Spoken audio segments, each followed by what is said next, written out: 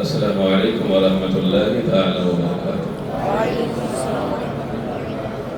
نحمده ونصلي ونسلم على رسوله الكريم أما بعد فأعوذ بالله من الشيطان الرجيم بسم الله الرحمن الرحيم قال الله تبارك وتعالى في كتابه القرآن الكريم ما آتاكم الرسول فخذوه وما نهاكم عنه فانتهوا صدق الله العظيم وبلغنا رسوله النبي الأمين المتين المعين الكريم غوث اعظم بمن بسر ساما مدد قبل ایدی مدد کعبہ ایما مدد بگرداب بلا افتادہ کشتی مدد کن یا معین الدین چشتی اعلی حضرت عظیم البرکت مجدد دین و ملت الشاہ محمد رضا خان محدث ہندوستان ارشاد فرماتے ہیں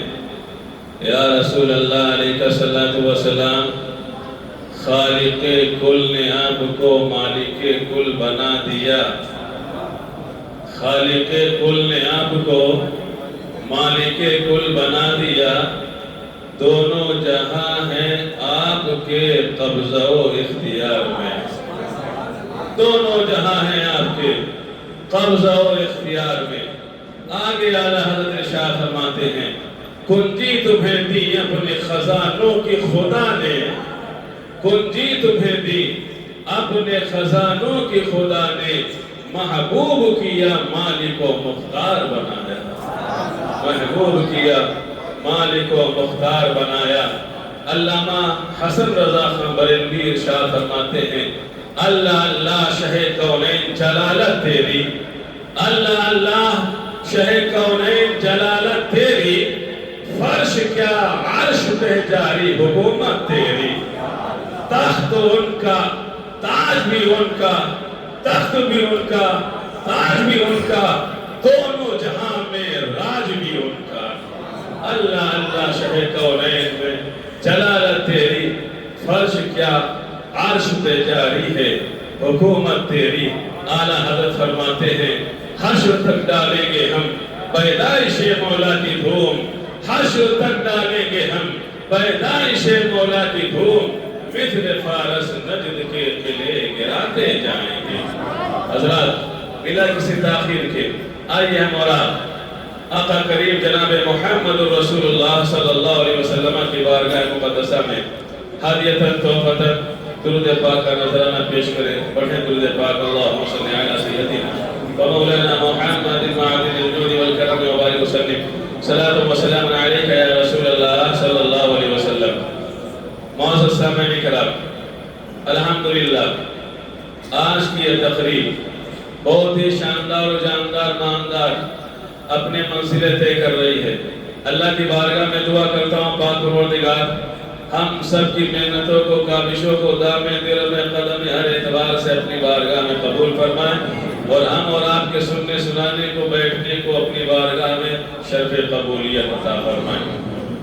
آج میری تقریر کا موضوع اختیار مصطفیٰ ہے۔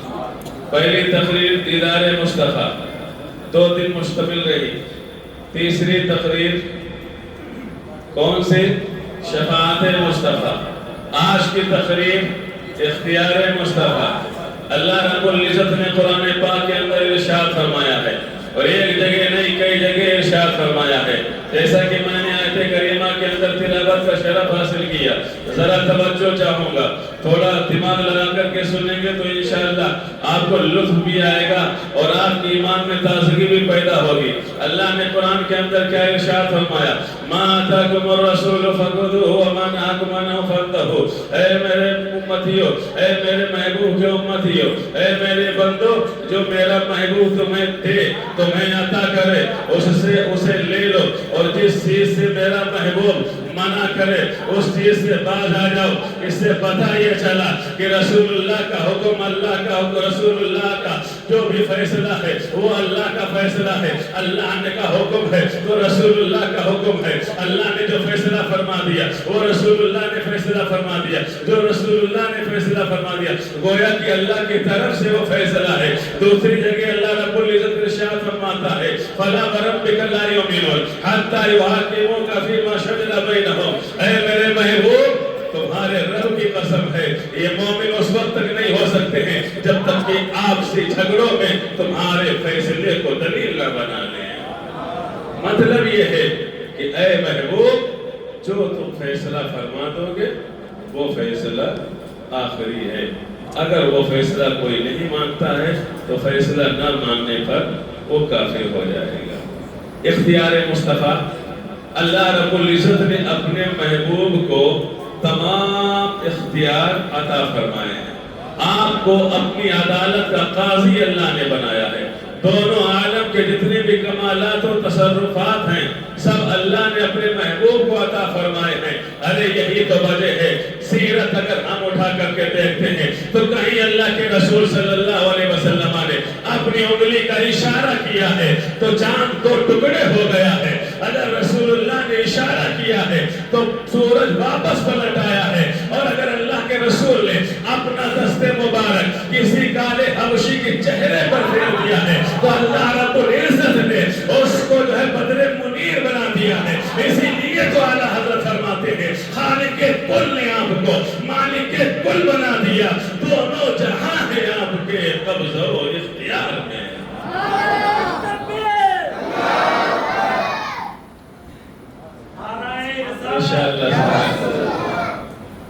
अल्हम्दुलिल्लाह कुंजी तुम्हें दी अपने खजाने की खुदा ने, महबूब किया मालिक व मुख्तार बनाया।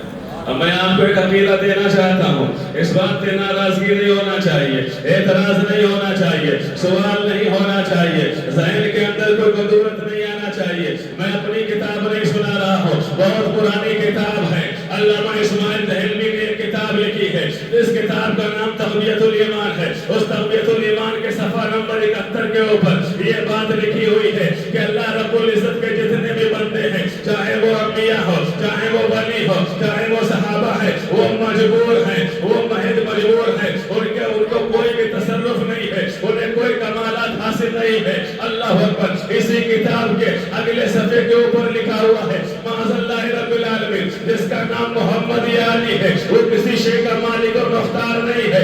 अरे बताओ तो सही ये अकीदा क्या दुरुस्त है, जबकि कुरान के अंदर कई आयतें कह रही हैं, हजारों हदीसें इस बात पर दलील हैं, हजारों हदीसें इस बात पर दलालत कर रही हैं कि अल्लाह रब्बुल इज़्ज़त ने अपने प्यारे महबूब को तमाम जहानों का खालिक भी अपने खजानों का मालिक भी बना के भेजा है, अपने फैसलों का काजी भी बना के भेजा है, और दोनों जहां का आपको मुख्तारे कायनात भी बना करके भेजा है। अब मैं जरा पूछना चाहता हूँ, बताओ तो सही ये कहाँ से दुरुस्त है, ये कैसा अकीदा है? बताया जा रहा है जिसका नाम मोहम्मद यानी है वो किसी चीज का मालिक और मुख्तार नहीं है, जबकि अल्लाह कुरान में फरमा रहा है कि मैंने अपने महबूब को मालिक कुल बना दिया है। हदीसें दलालत कर रही है कि हमने अपने महबूब को तमाम जहानों के खजानों की चाबियां दे दी है। यही नहीं है, इसीलिए तो अल्लाह रब्बुल इज़्ज़त के प्यारे महबूब ने हजरत सहाबी रसूल हजरत रबिया से कहा था, ए रबिया मांगना चाहो जो कुछ मांग लो। तो हजरत रबिया ने कहा था, या रसूल अल्लाह हमें तख्तो ताज नहीं चाहिए, हमें कोई खजाने नहीं चाहिए, हमें दुनिया की बादशाहत नहीं चाहिए, बल्कि या रसूल अल्लाह मैं ये चाहता हूँ कि जिस तरह ये गुलाम और खादिम मदीने में रह करके आपके साथ में रह करके आपकी खिदमत कर रहा है, अल्लाह रब्बुल इज़्ज़त इसी तरीके से हमें जन्नत के अंदर आपकी खिदमत करने की तौफीक अता फरमा दे। अगर अल्लाह ने अपने महबूब को मालिक और काजी और हाकिम न बनाया होता तो फिर अल्लाह के रसूल ये कैसे कह सकते थे कि ए रबिया मांग लो जो मांगना चाहो? अरे ये वही तो कह सकता है, हमारे पास मिसाल के तौर पे बहुत सारा खजाना है तो मैं तभी तो कह सकता हूँ मांग लो जो चाहो। और जो हमारे पास होगा नहीं, खाली बस गेहूँ होगा, चावल होगा, दाल होगी, तो मैं क्या कहूँगा? ऐसा है भाई, चावल दाल गेहूँ जौ बाजरा है, इसमें से जो चाहो आप मांग लो। और जब मैंने कहा जो चाहे आप मांग लीजिए, मतलब ये कि हमारे पास हर चीज मौजूद है, हर चीज अल्लाह ने हमें अता फरमाई है। अल्लाह रब्बुल इज़्ज़त ने अपने प्यारे महबूब सल्लल्लाहु अलैहि वसल्लम को तमाम जहानों के खजानों का काजी और हाकिम भी बनाया है। और इसकी दलील मैं आपको एक एक हदीस से आगे बढ़ते हुए सुनाता हूँ, आगे बढ़ रहा हूँ। मिशकात शरीफ की हदीस है, बुखारी शरीफ में भी हदीस मौजूद है, मुस्लिम शरीफ के अंदर भी हदीस मौजूद है। तो मैं आपको एक मसला बताते हुए अपनी बात को आगे बढ़ा रहा हूँ कि अगर कोई मामला हो जाए शरई तौर पे, जैसे मिसाल के तौर पे अगर आप निकाह के अंदर जा रहे हैं तो आप मुझे बताइए निकाह को मुनाफिक करने के लिए एक गवाह की जरूरत होती है या दो गवाह की जरूरत होती है? बिलाशुबा आप कहेंगे कि दो गवाहों की जरूरत होती है।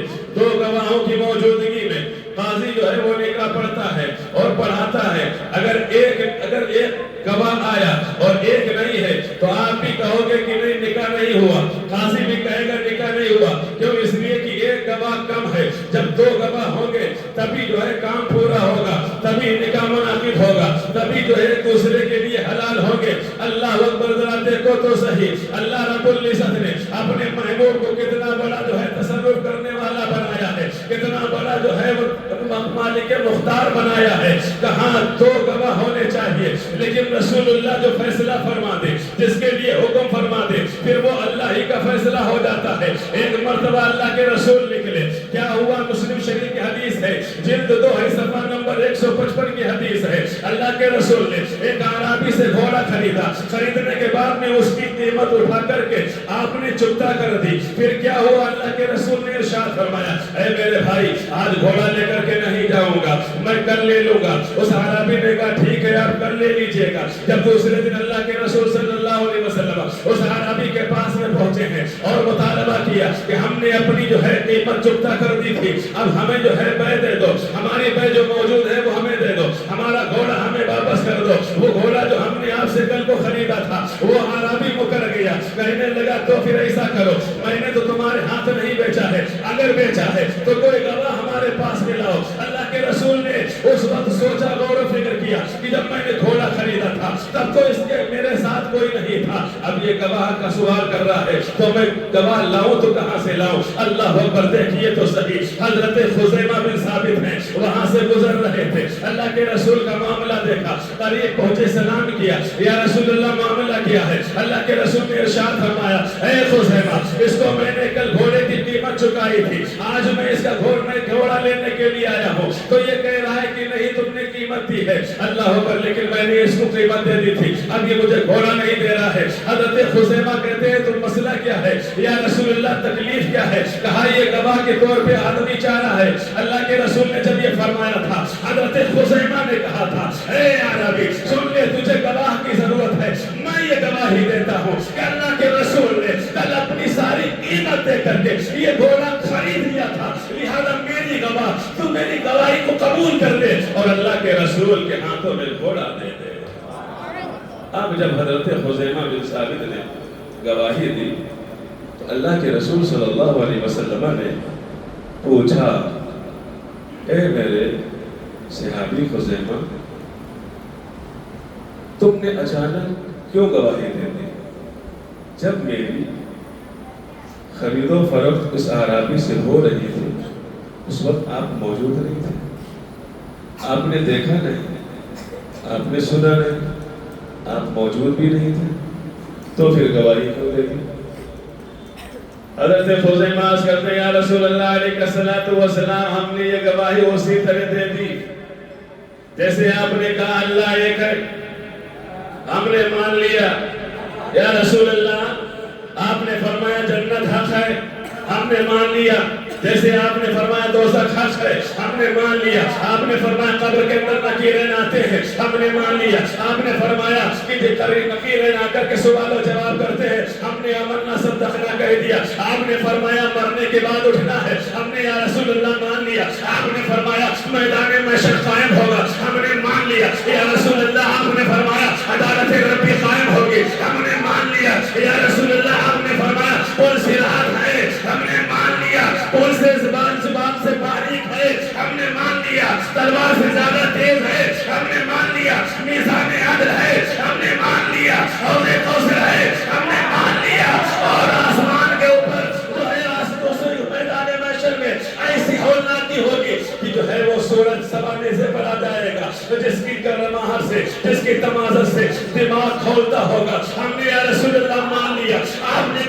جنت کے اندر رضوان ہے، ہم نے مان لیا۔ آپ نے کہا جنت الفردوس ہے، ہم نے مان لیا۔ آپ نے کہا 7 جنتیں ہیں، ہم نے مان لیا۔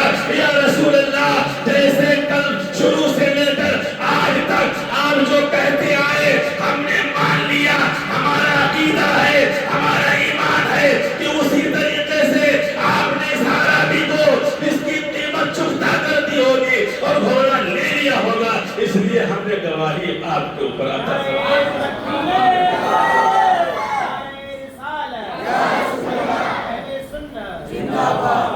یا رسول اللہ علیہ السلام، جیسے ان ساری چیزوں کے بارے میں آپ نے فرمایا آمنا، ہم ایمان لائے، صدقنا، ہم نے تصدیق کر دی، اسی طرح ہمارا ایمان اور عقیدہ ہے کہ آپ نے اس اعرابی کی پوری قیمت کر کے گھوڑا خرید لیا۔ اب سنیے اللہ کے رسول کا تصرف اور یہ فیصلہ اور مسئلہ اللہ نے بنایا کہ تہمت ہو یا زناکاری کی گئی ہو، زانی ہو، وہ عدالت میں آیا ہو اور اس نے کہا ہو کہ میں نے زنا کیا، یا کسی نے آ کر کے کہا ہو عدالت میں کہ میرے اوپر فلاں نے تہمت لگائی، تو یہ اللہ کا قانون ہے کہ اس کو 2 گواہ دینے پڑیں گے۔ پھر قاضی اور مفتی آگے کو بات بڑھائے گا، اگر ایک گواہ ہے اور ایک گواہ نہیں ہے تو پھر بات اس کی وہیں پہ روک دی جائے گی، یا تو 2 گواہ ہوں، مرد 2 ہوں، باشرہ ہوں، یا پھر ایک مرد ہو اور ایک مرد نہیں ہے تو اس ایک مرد کے عوض میں 2 عورتیں گواہ ہوں، یعنی کہ 3 لوگ ہوں، تب جا کر کے گواہی معتبر ہوگی۔ یہ قانون ربی ہے، یہ اللہ کا فیصلہ ہے کہ کوئی معاملہ ہو 2 گواہ، لیکن دیکھیے قانون ربی کو بدلنے والے کون ہیں؟ اللہ کے فیصلے کو بدلنے والے کون ہیں؟ اللہ کے حکم کو بدلنے والے کون ہیں؟ اللہ رب العزت کے پیارے محبوب صلی اللہ علیہ وسلم نے ارشاد فرمایا، اے خزیمہ، آج تم نے ان ساری چیزوں کو دیکھ کر کے تم نے ہمارے اوپر جو ہے گواہی دے دی ہے، ہماری خرید و فروخت پر گواہی دے دی ہے۔ اے خزیمہ، آج سے گواہ ہو جاؤ، جب بھی کوئی معاملہ ہوگا شریعت کا، وہاں اگر 2 گواہوں کی ضرورت ہوگی تو تم جہاں پر موجود ہوگے تو اللہ رب العزت آج سے تمہاری ایک گواہی اکیلی نہیں ہے، بلکہ ایک گواہی اللہ نے آج سے تمہاری 2 مردوں کے مقابل میں رکھ دی ہے۔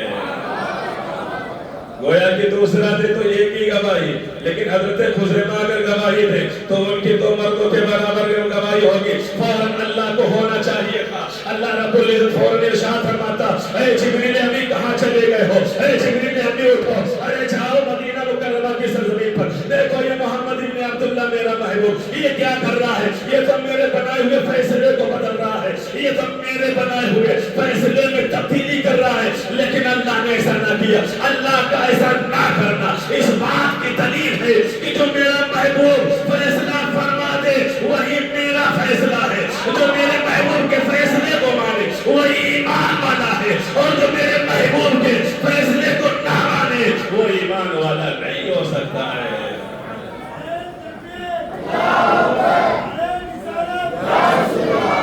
اعلیٰ حضرت فرماتے ہیں خالق کل نے آپ کو مالک کل بنا دیا، دونوں جہاں ہیں آپ کے قبضہ و اختیار میں، کنجی تمہیں دی اپنے خزانوں کی خدا نے، محبوب کیا مالک کو مختار بنایا۔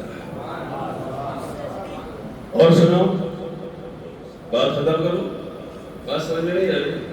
میں آواز صحیح آ رہی ہے؟ اب سنو،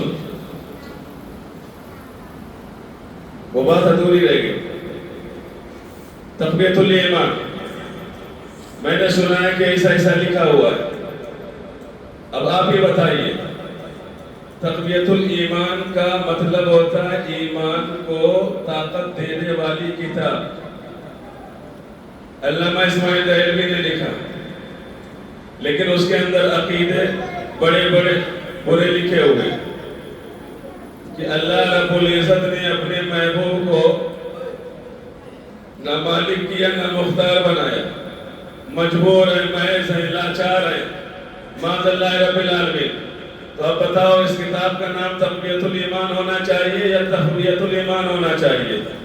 ایمان کو فوت کرنے والی، ایمان کو ختم کرنے والی کتاب ہونا چاہیے یا ایمان کو طاقت عطا کرنے والی کتاب نام ہونا چاہیے؟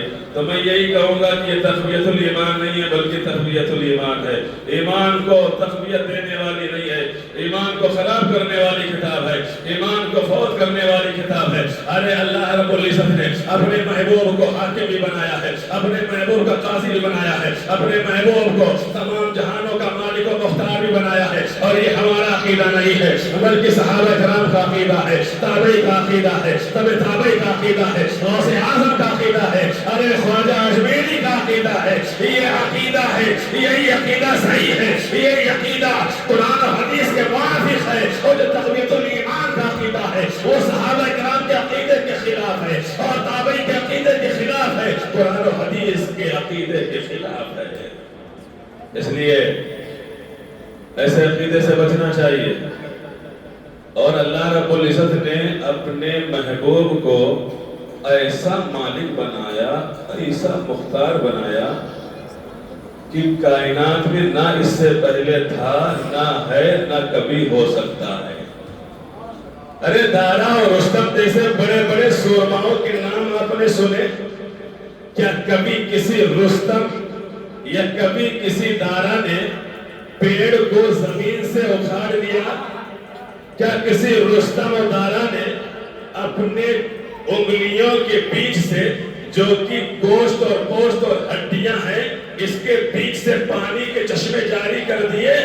ایسا کوئی پہلوان نہیں پیدا ہوا، ایسا کوئی مالک پیدا نہیں ہوا۔ لیکن ہاں اسی دھرتی کے اوپر، اسی زمین و آسمان کے نیچے، زمین کے اوپر ایک ہستی ہے، ایک ہستی ہے۔ وہ کون سی ہستی ہے؟ ارے وہ ہستی ہے جس کی رضا خود اللہ رب العزت چاہتا ہے۔ اعلیٰ حضرت فرماتے ہیں خدا کی رضا چاہتے ہیں تو عالم، اور خدا چاہتا ہے رضائے محمد۔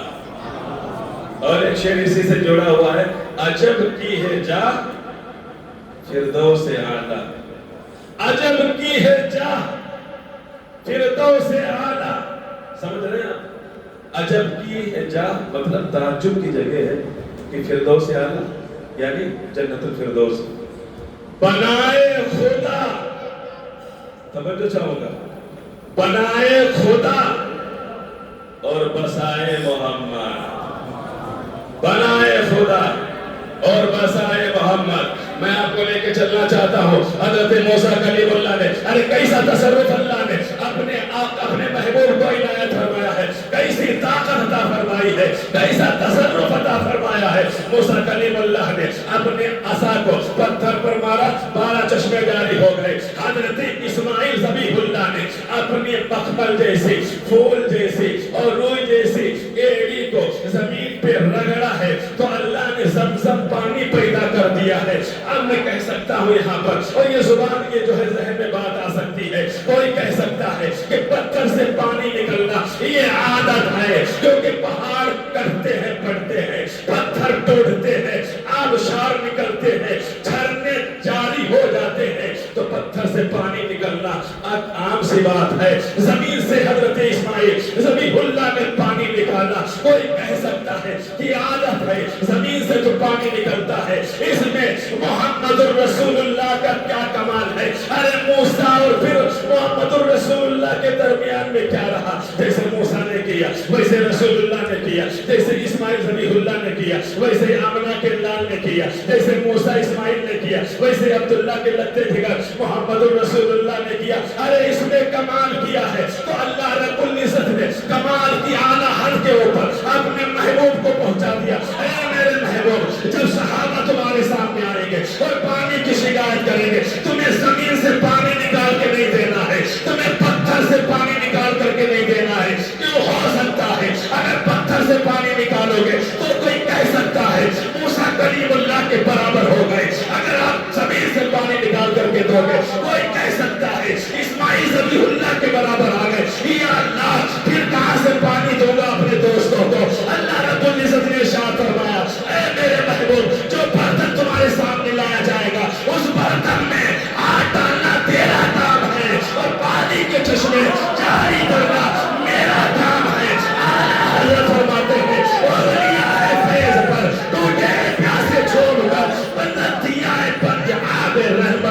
جاری بار بار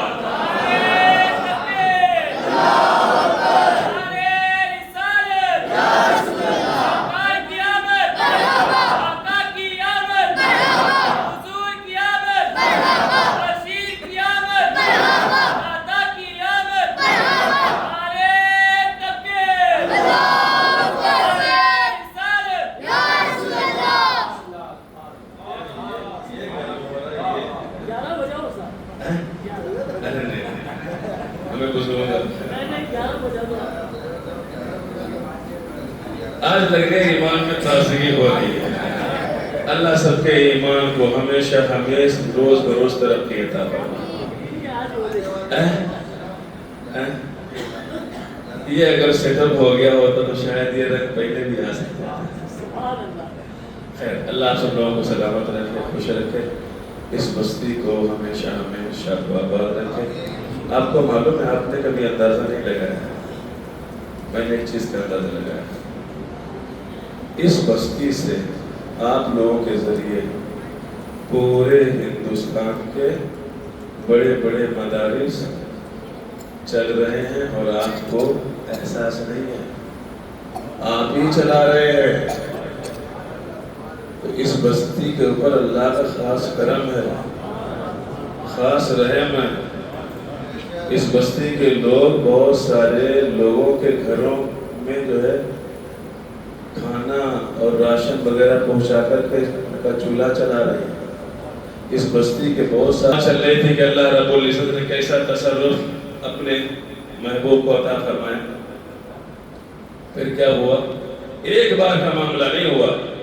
آپ بخاری اور مسلم کے اندر ایک پورا باب المعجزات ہے, معجزات کا باب. اس کے اندر آپ دیکھیے بہت سارے ایسے آپ کو معجزات ملیں گے, بہت سارے ایسے آپ کو اختیارات ملیں گے, بہت سارے آپ کو ایسے تصرفات ملیں گے ارے جن کو سن کر کے, جن کو پڑھ کر کے ایمان تازہ ہو جاتا ہے. اللہ کے رسول ایک صحابی کی بارگاہ میں گئے. کون سے صحابی ہے؟ حضرت ابو الہیثم ہے. اللہ کے رسول کی دعوت کرتے رہے, رسول اللہ کو وقت نہ ملا.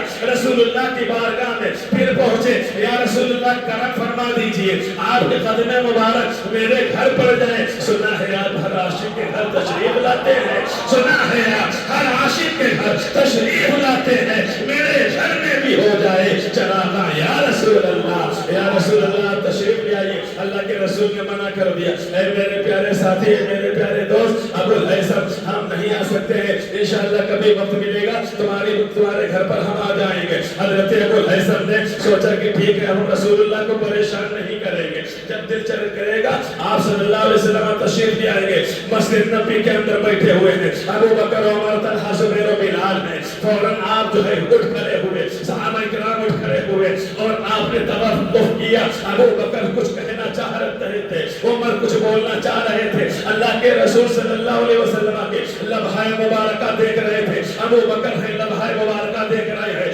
عمر لمحہ مبارکہ دیکھ رہے ہیں, طلحہ لمحہ مبارکہ دیکھ رہے ہیں. یا رسول اللہ کچھ چوکش کرے, کیا فرما رہے ہیں؟ کسی کے گھر جانا ہے یا کوئی حکم فرمانا ہے, کوئی حدیث دینا ہے یا کوئی وحی آئی ہوئی ہے اس کو سنانا ہے. اللہ کے رسول صلی اللہ علیہ وسلم کے صحابہ, اتنے بڑے بڑے صحابی, ابو بکر, عمر, طلحہ, زبیر جیسے بڑے بلند پائے کے بزرگ ہیں, رسول اللہ کی بارگاہ میں سر کو جھکائے ہوئے ہیں, ہاتھوں کو ناک کے نیچے باندھ کر کے, اپنے جسم کو جھکا کر کے رسول اللہ کے چہرے مبارکہ کے ہونٹ کو دیکھ رہے ہیں. رسول اللہ کچھ فرمائیں گے, اللہ قربان چاہیے. ابو الہیثم کے اس دن جو ہے قسمت کا ستارہ عروج پر تھا. رسول اللہ کے لمحہ مبارک کھلتے ہیں تو کون سا نام تھا؟ رسول اللہ کے لب کھولے تو لب جب کھولے تھے تو نام آیا تھا ابو الہیثم. جیسے ہی ابو الہیثم کا نام ابو بکر نے سنا تھا, یا رسول اللہ کیا حکم ہے ابو الہیثم کے لیے؟ ابو الہیثم کو بلا کر کے لایا جائے یا ابو الہیثم کے گھر میں جایا جائے, کیا حکم ہے ابو الہیثم کے لیے؟ اللہ کے رسول نے ارشاد فرمایا, اے میرے صحابہ تیار ہو جاؤ, آج ہم ابو الہیثم کے گھر تشریف لے جا رہے ہیں. بلاتے رہے تب نہیں پہنچے, بغیر بلائے, دعوت تو تھی پہلے سے. اللہ اکبر. اب جب حضرت ابو الہیثم کے یہاں پہنچے, منظر بڑا عجیب تھا. آج ہمارے یہاں ہمارے پیر و مرشد رہتے ہیں تو بہت اچھے سے ان کی خاطر توجہ کرتے ہیں. ایئر کنڈیشن روم مہیا کراتے ہیں، بہت ساری چیزیں کھانے پینے کی بہت اعلیٰ کوالٹی کی چیزیں دسترخوان پر رکھتے ہیں، لیکن وہ زمانہ بڑا مبارک زمانہ تھا۔ جتنے بڑے اور جتنے بلندی پر صحابہ کرام کی قسمتیں تھیں، جتنے پختہ ایمان تھے، اتنے ہی کمزور ان کے گھر ہوا کرتے تھے۔ کھانے کے لیے کچھ نہیں ہوتا تھا، جنگیں لڑتے تھے، شریعت و دین و مذہب کے لیے عزت لمحہ لمحہ کوشش کرتے تھے، کبھی بھوک اور پیاس کی پرواہ نہیں کی۔ اکثر صحابہ کرام کے یہاں 3 دن 2 دن 4 دن ہو جاتا تھا، کھانا نہیں بنتا تھا۔ صحابہ کرام ایسے ہیں کہ ایک چادر ہوا کرتی تھی اور ایک ہی چادر میں میاں بیوی باری باری نماز پڑھا کرتے تھے، وہ پوزیشن تھی۔ ایسے لوگوں نے اسلام ہم تک پہنچایا، یہ قرآن ہم تک پہنچایا، یہ دین ہم تک پہنچایا۔ ابو الحیثم کے ہاں جب رسول اللہ تشریف لے گئے، ذرا سوچو میرے بھائیوں، غور سے اگر ہم غور و فکر کریں، کہاں امام الانبیاء، تمام انبیاء کے سردار، ارے وہ شخصیت ابو الحیثم کی بارگاہ میں پہنچی تھی جو کبھی اللہ کی بارگاہ میں قرب خاص میں شب معراج میں پہنچی تھی، جہاں پہنچنے کا کوئی کسی کو بھی وہ موقع نہ میسر آیا ہے، نہ ہے نہ ہوگا۔ ارے وہ میرے محبوب کا مقام ہے جس کو اللہ رب العزت نے عطا فرما دیا، وہ مقام نہ آدم کو ملا ہے، نہ عیسیٰ روح اللہ تک کسی نبی کو ملا ہے۔ وہ امام الانبیاء ابو الحیثم کی بارگاہ میں ابو الحیثم کے گھر پہنچے ہیں، تو ابو الحیثم کے یہاں بٹھالنے کے لیے کوئی چیز نظر نہیں آ رہی ہے۔ ہوتا ہے نا ہمارے پاس کہ کچھ لمحے کرسی لاؤ، یا چلو کوئی نہیں ہے تو وہ پرانی چادریں بچھا دو، حضرت بیٹھ جائیں گے۔ ابو الحیثم، اور اتفاق کی بات اس وقت ابو الحیثم موجود بھی نہیں تھے، رسول اللہ تشریف فرما، صحابہ کرام کی۔ اب دیکھیں ہمیں ان بزرگوں سے عاجزی اور انکساری سیکھنا چاہیے۔ رسول اللہ وہاں پہ تشریف فرما رہے، صحابہ کرام بھی، کوئی یہ نہیں کہہ رہا یا رسول اللہ کہاں آ گئے، عمر بھی موجود ہے، یا رسول اللہ کہاں آ گئے، بغیر بولے آ گئے اور چلیے یہاں سے، نہ بیٹھنے کا نہ کھانے کا نہ اٹھنے کا نہ کچھ۔ مجال کیا وہاں پر کوئی اپنی سانس کی آواز کو بھی زیادہ نکالتا۔ اللہ کے رسول صلی اللہ علیہ وسلم نے چاروں طرف دیکھا، یا ابا الحیثم این انت، کہاں ہو؟ اتفاق سے دیکھا کہ حضرت ابو الحیثم دائیں کے راستے سے اپنے گھر کے اندر داخل ہو رہے ہیں۔ جیسے دیکھا فوراً پورے گھر کے اندر دیکھنے لئے کچھ موجود ہے، کچھ ہے جو جس وقت بچھا کر کے رسول اللہ کے لیے بچھا۔ تاریخ میں آتا ہے کہ چھوٹا سا تھوڑا سا ایک ٹاٹ پڑا ہوگا، وہ آپ نے بچھا دیا، یا رسول اللہ معذرت چاہتے ہیں اس خادم کے پاس کچھ ہے نہیں، یہی ہے یا رسول اللہ تشریف فرماؤ۔ اللہ کے رسول صلی اللہ علیہ وسلم اس کے اوپر بیٹھے، صحابہ کرام کھڑے ہوئے، اور پھر کیا ہوا، حضرت ابو الحیثم بھی صحابہ کے ساتھ اب شرمندہ، اور شرمندگی کی وجہ سے آپ کا چہرہ اٹھ نہیں رہا۔ تھوڑا توقف کے بعد حضرت ابو الحیثم بولے، جب شرمندگی برداشت نہ ہوئی، یا رسول اللہ علیہ وسلم معذرت چاہتا ہوں، آج اس خادم کی ہاں کچھ ایسا نہیں ہے، کھجور بھی نہیں ہے جو آپ کی بارگاہ میں پیش کروں۔ ذرا اندازہ کریں، سید الانبیاء گھر کے اندر تشریف فرما، ابو بکر بھی ہیں، عمر، طلحہ، زبیر، تمام صحابہ ہیں۔ ابو الحیثم جب یہ کہتے ہیں، اللہ کے رسول صلی اللہ علیہ وسلم نے ارشاد فرمایا، ابو الحیثم پریشان مت ہو، اگر آپ اجازت دیں، چونکہ رسول اللہ دیکھ رہے ہیں چہرے پر شرمندگی غالب آ رہی ہے، تو وہ شرمندگی بھی مٹانی تھی۔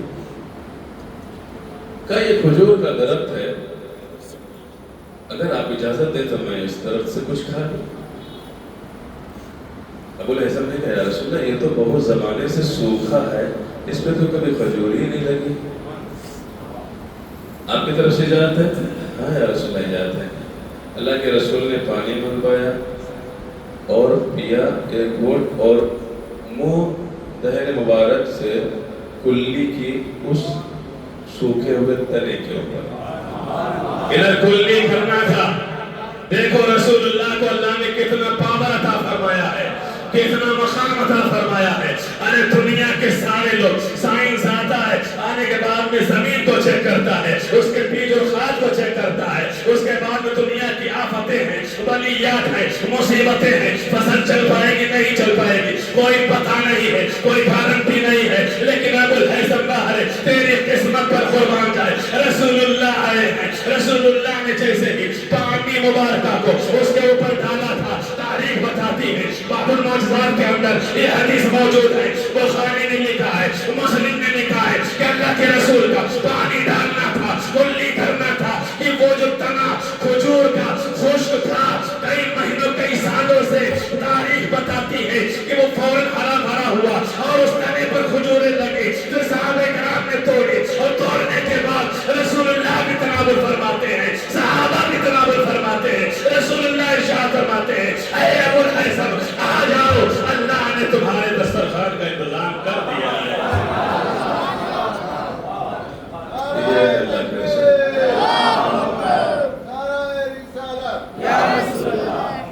है। कोई दुनिया के अंदर इतना पावरफुल इंसान है, कोई दुनिया के किसी मजहब के अंदर इतना ताकतवर इंसान कि सूखे हुए खजूर के तरफ पर कुल्ली कर दे तो उस तने पर खजूरें लग जाएं।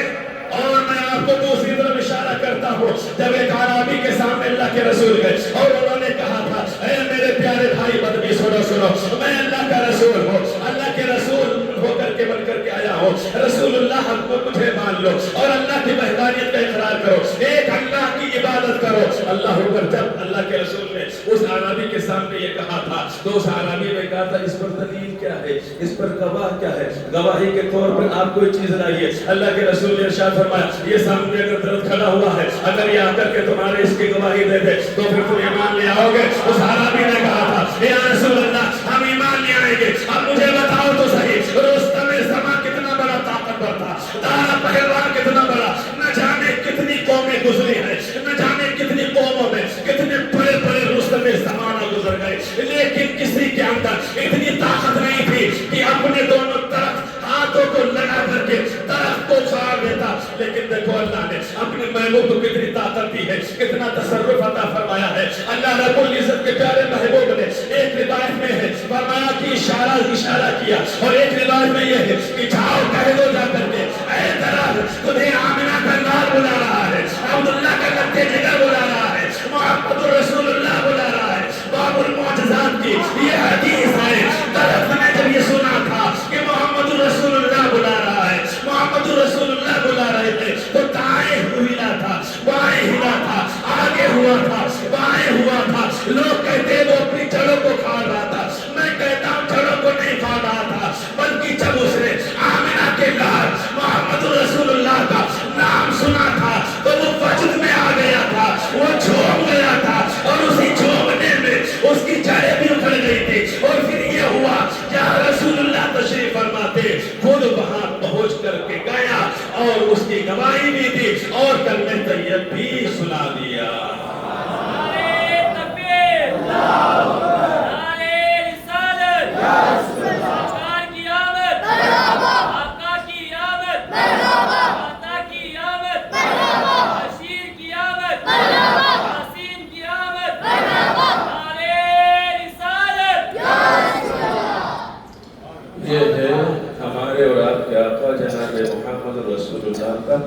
तसर्रुफ और कमाल जो अल्लाह ने अता फरमाया।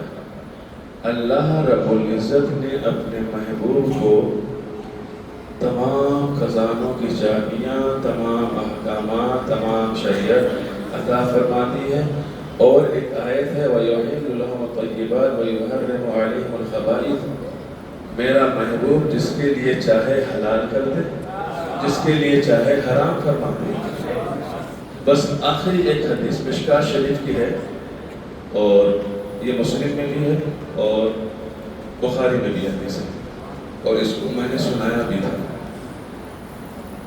खाली ज़हन के करीब कर रहा हूँ। ہدایت، جنت اور دوزخ، اس کا معاملہ اللہ رب العزت کے ساتھ ہے. اللہ جسے چاہے جنت تک فرمائے، جسے چاہے دوزخ میں ڈالے. لیکن اللہ نے آپ کی دعا کے اندر ایسی طاقت رکھی ہے، اگر کوئی جہنمی ہے تو اللہ نے اسے جہنم سے بچا کر کے جنتی عطا فرمانا ہے. اور سنو، حضرت ابو ہریرہ رضی اللہ تعالیٰ عنہ سرکار کی بارگاہ میں جب بھی جاتے تھے مسکرا کر کے پیشی ہوتی تھی. مسجد نبی میں گئے، ابو ہریرہ السلام علیکم یا رسول اللہ. وعلیکم السلام. مسکرا رہے، کیف حالک یا رسول اللہ، فداک عمی و ابی یا رسول اللہ، تفضل ابا ہریرہ. بیٹھ جاؤ ابو ہریرہ. مسکرا رہے، سرکار کا چہرے مبارکہ دیدار کر رہے ہیں. تمام اوقات میں جب بھی صحابی رسول ابو ہریرہ جاتے مسکراتے ہوئے سرکار کی بارگاہ. ایک بار عادت کے خلاف سرکار کی بارگاہ میں پہنچے، روتے ہوئے حاضری دی. روتے ہوئے حاضر ہوئے اللہ کے رسول کی بارگاہ میں، رو رہے ہیں، آنسوں کی لڑیاں بہہ رہی ہیں، داڑھی مبارکہ پر آنسوں کے قطرات موجود. رسول اللہ نے چہرے مبارکہ کو دیکھا، فوراً ارشاد فرمایا، ما یبکیک یا ابا ہریرہ. اے ابو ہریرہ، تمہیں کس چیز نے رلا دیا؟ تمہیں کس چیز نے پریشان کر دیا؟ یہ آنسو کیسے ہیں؟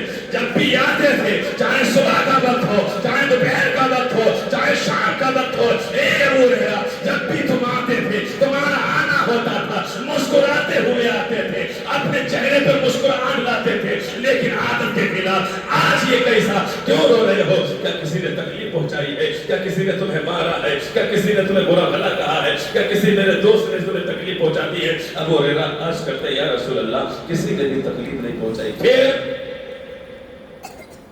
کیوں رو رہے ہو؟ عرض کیا رسول اللہ علیہ وسلم، میں آج بیٹھا تھا تو میں سوچ رہا تھا کہ یہ بٹن بند ہوا تو میرا ذہن کہیں اور چلا گیا. اللہ کے رسول صلی اللہ علیہ وسلم نے ارشاد فرمایا، مجھے لگا کہ اوپر کا میں چل گیا. اصل میں کوئی آج بتا رہا تھا کہ عورتیں بھی سنتی ہیں، خواتین بھی سنتے ہیں، اس لیے خیر ٹھیک ہے، کوئی مسئلہ نہیں.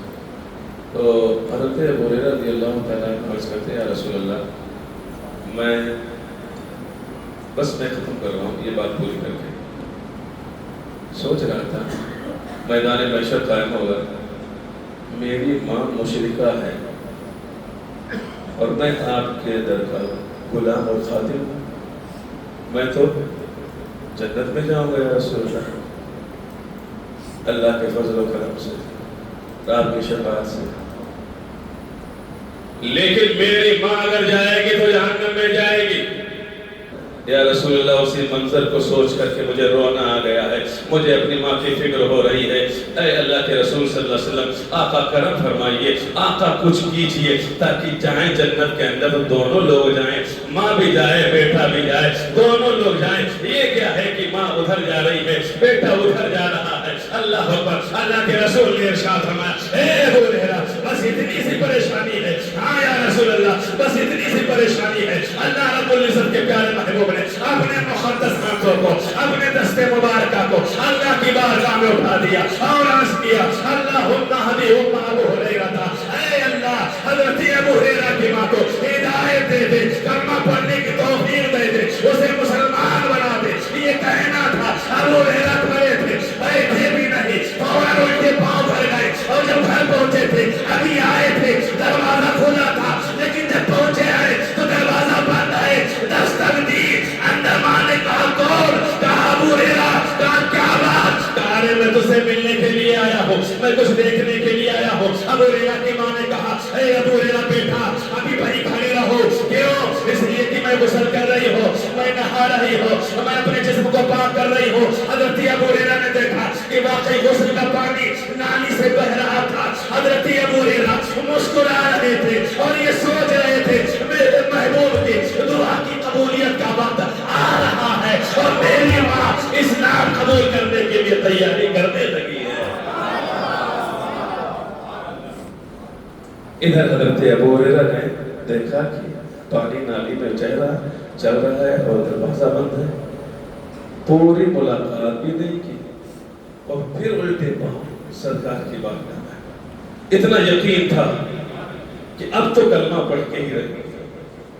اور گئے ابو ہریرہ پہنچے تو سرکار دعائی فرما رہے تھے اور جانے کے بعد میں کھڑے ہو گئے. اللہ کے رسول نے اپنی دعا کو اختتام کیا اور دیکھا تو ابو ہریرہ اب آئے ہیں تو پھر مسکرا رہے ہیں. ابو ہریرہ کیا بات کہ یا رسول اللہ آپ کی دعا کو اللہ نے قبول فرما لیا ہے. کہا کیوں کلمہ پڑھ رہی ہے؟ کہا حضور ابھی کلمہ تو نہیں پڑھا لیکن میں گھر دوڑ کر کے گیا تھا. میں نے دروازہ بند پایا ہے اور پانی کو بہتے ہوئے جاری ہوتے ہوئے دیکھا ہے. اس لیے خوشی کی انتہا نہ رہی. میں آپ کی بارگاہ میں جو ہے خوشخبری لے کر کے آ گیا. اللہ کے رسول نے ارشاد فرمایا اے ابو ہریرہ گھر جاؤ دروازہ کھلواؤ اس کے بعد کی بات ہمیں بتانا. حضرت ابو ہریرہ چلے ہیں بڑی تیز تیز قدموں سے جا رہے ہیں. پہلے تو بہت آہستہ جاتے تھے تھوڑے تھوڑے جو ہے قدم لیتے تھے. رسول اللہ کے حکم پر ابو ہریرہ پہنچے ہیں. اللہ اکبر. حضرت ابو ہریرہ جیسے دروازے پر پہنچے دستک تھی ماں نے جیسے ہی کنڈی کھولی تھی دروازے کھولے تھے. ماں کی نظر ابو ہریرہ پہ پڑی تھی. نظر کا پڑنا تھا زبان پہ جاری ہونا تھا لا الہ الا اللہ محمد رسول اللہ. ابو ہریرہ اندر نہیں آتے ہیں فوراً پیچھے پھر پلٹے ہیں. ماں نے کہا ابو ہریرہ آ جا. ارے آج تک تو امیدیں کرتا تھا میری ماں مسلمان ہو جائے. آج جب میں نے کلمہ پڑھا ہے تو اندر آنے کے بجائے خوشخبری دینے کے بجائے واپس جا رہا ہے. ابو ہریرہ نے کہا تھا اے ماں میں تجھ سے بعد ملوں گا. میں اپنے آقا محمد رسول اللہ کو پہلے جا کر خوشخبری دے کر کے آؤں گا. رسول اللہ کی بارگاہ میں پہنچے. عرض کیا رسول اللہ مبارک ہو میری ماں کلمہ پڑھ کر کے مسلمان ہو گئی اور کل میدان محشر انشاءاللہ دونوں ماں بیٹے ایک ساتھ آپ کی برکت سے جنت کے اندر داخل ہو جائیں گے.